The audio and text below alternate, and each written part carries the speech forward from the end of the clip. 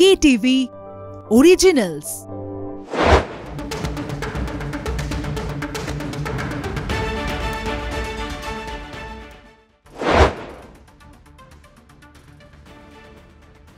Indian arm force के salute जानिए शुरू करছি स्टेडियम बुलेटिन और এই স্টেডিয়াম বুলেটিনের gift sponsor expression novelties private limited Samsung experience zone.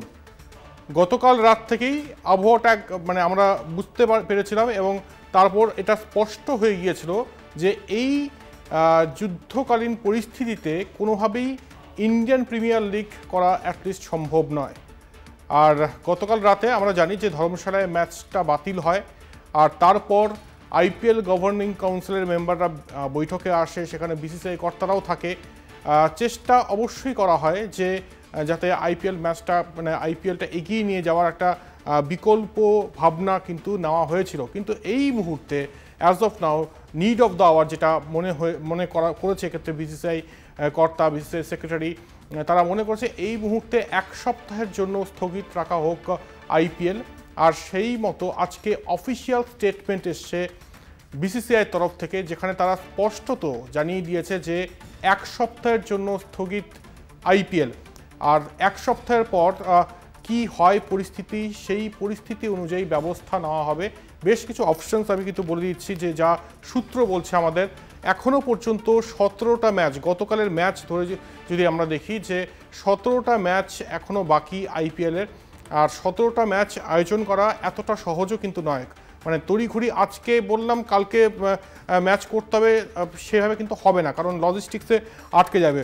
আর যে পসিবিলিটিসগুলো উঠে আসছে বিকল্প ভেন্যু, মানে বিকল্প ভেন্যু বলতে গেলে এক্ষেত্রে সাউথ ইন্ডিয়ার কথা ভাবা হয়েছিল প্রথমে, যে চেন্নাই, ব্যাঙ্গালোর এইসব জায়গায় যদি লিমিটেড করে দেওয়া হয় আইপিএল। তারপরে চিন্তায় আসে শ্রীলঙ্কা, কারণ আমরা জানি যে PSL Pakistan super league already আরব আমিরশাহিতে শিফট হয়ে গিয়েছে।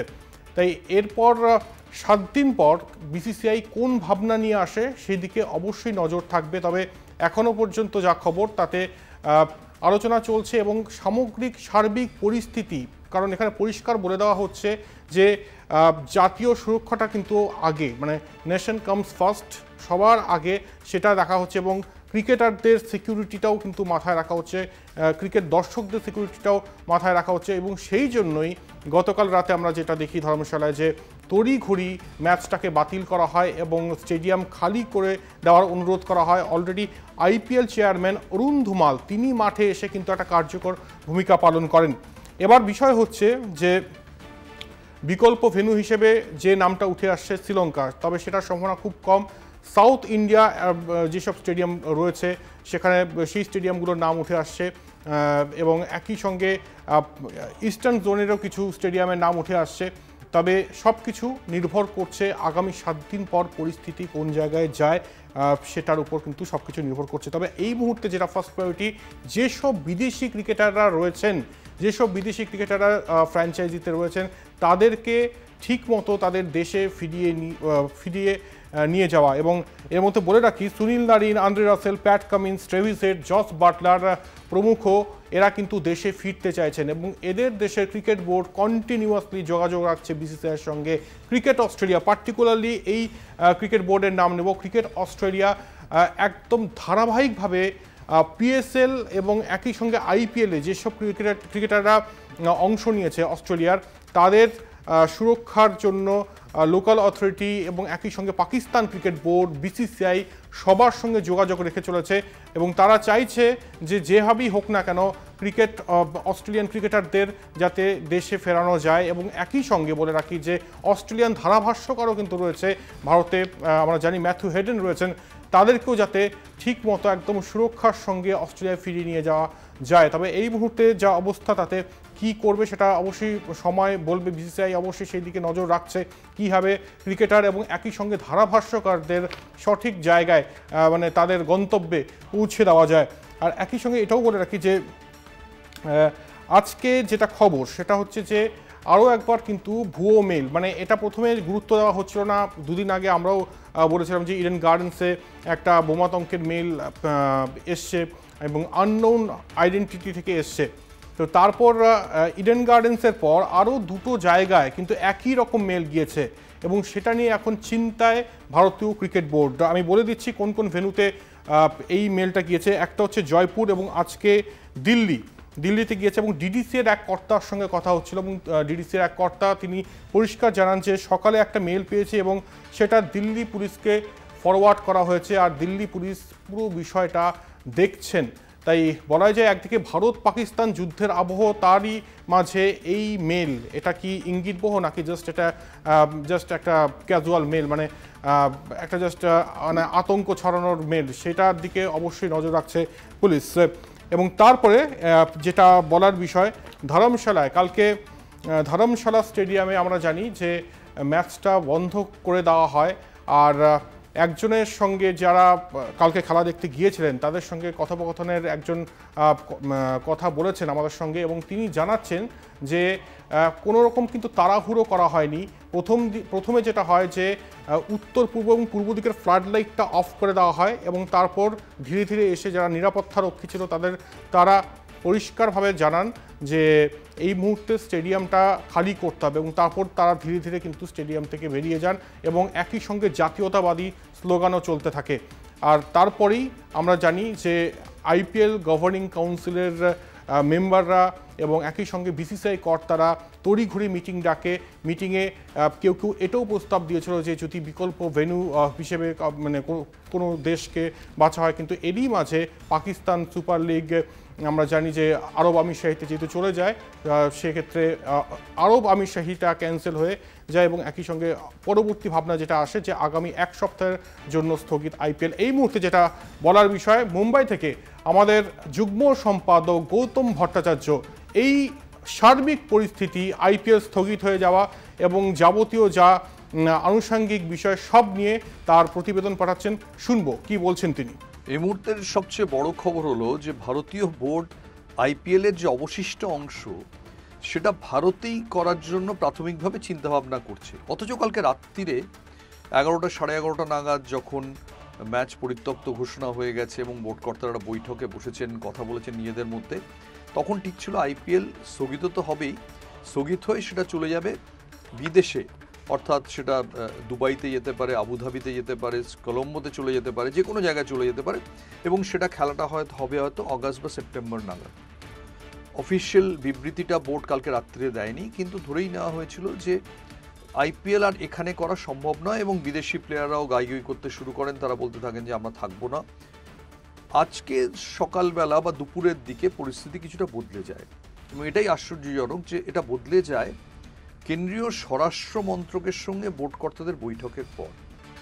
দেখা যায় যে বোর্ডের যে ইমেল করা হয়েছে 2:30 নাগাদ, তাতে দেওয়া আছে যে টুর্নামেন্টটা সাসপেন্ড করা হলো একটা সপ্তাহের জন্য। এবার সেখানেই প্রশ্নটা যে একটা সপ্তাহে কি করে একটা ভিন দেশে সমস্ত কিছু জোগাড় যন্ত্র করে টেলিভিশন কাভারেজের ব্যবস্থা করে লজিস্টিক্স করে করা সম্ভব। তখন জানা যায় যে স্বরাষ্ট্রমন্ত্রক সূত্রে বোধহয় একটা আশ্বাস বোর্ড কর্তারা পেয়েছেন যে যদি মোটামুটি পরিস্থিতি নিয়ন্ত্রণের মধ্যে এসে যায়, যদি যুদ্ধটা মারাত্মকভাবে এসকেলেট না করে যায়, তাহলে তারা চেষ্টা করবেন এটা এখানেই করার।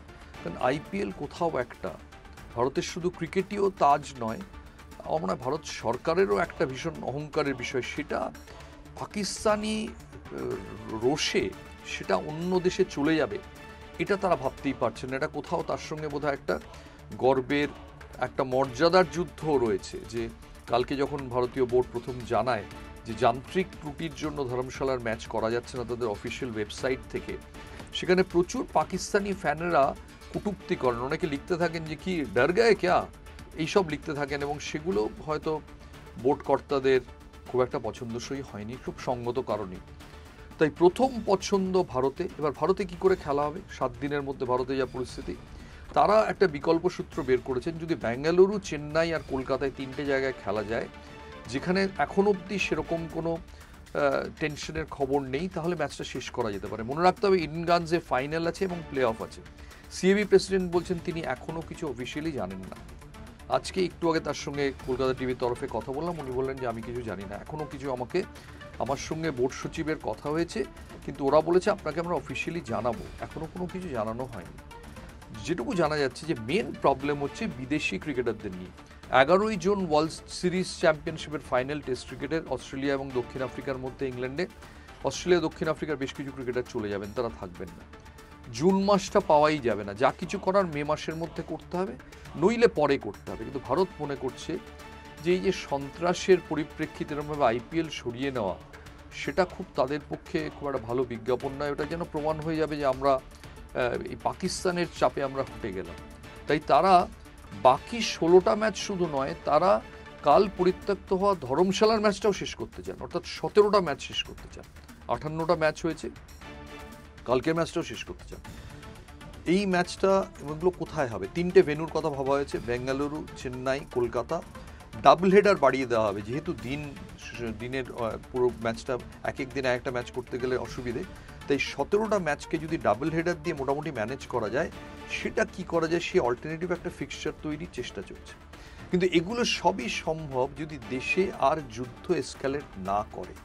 প্রশ্ন হচ্ছে স্বরাষ্ট্রমন্ত্রক সূত্রে কি এরকম কোনো আশ্বাস ভারতীয় বোর্ড পেয়েছে যে যুদ্ধের তীব্রতা কিছুটা কমে এসেছে? এই আশ্বাস কি আদৌ দেওয়া সম্ভব কারোর পক্ষে? তাহলে হঠাৎ করে তারা ভারতবর্ষে খেলা করার কেন চেষ্টা করছেন? কেন তারা অস্ট্রেলিয়ান ক্রিকেটার বা বিদেশি ক্রিকেটারদের বোঝাচ্ছেন যে আপনাদের আমরা বেঙ্গালুরুতে রাখবো, চেন্নাইতে রাখবো, দরকার হলে কলকাতায় রাখবো, কোথাও উত্তরাঞ্চলে নিয়ে যাব না, এমনকি দেশের মধ্যাঞ্চলেও নিয়ে যাব না, এমন কোনো জায়গায় নিয়ে যাব না যেটা পাকিস্তান সীমান্তের কাছাকাছি বা যেখানে উত্তেজনা আছে, এমনকি দিল্লিতেও নেব না। এই শর্তে তারা রাজি হবেন কিনা এটা সময় বলবে।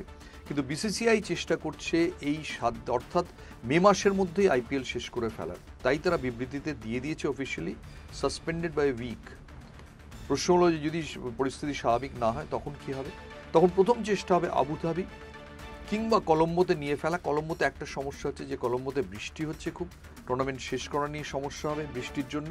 তার চেয়েও বড় কথা, যেখানে নিয়ে যাওয়া হোক, ইংল্যান্ডে নিয়ে যাওয়া হোক, আবুধাবিতে নিয়ে যাওয়া হোক, তার জন্য তারা প্রিপারেশন লাগে। সেটা তো বললেই রাতারাতি হয়ে যাবে না। কাজেই এখন বোধহয় ওয়েট করতে হবে। এবং অনেকগুলো আইপিএলের ম্যাচগুলো যেমন সুপার ওভারে চলে যায়, আইপিএল কিভাবে হবে, কিভাবে শেষ হবে, সেই ম্যাচটাও যেন মনে হচ্ছে সুপার ওভারে চলে গেছে। এবার দেখতে হবে কারা জেতে, কোন দিনে জেতে। অনেক ধন্যবাদ গৌতম দাকে।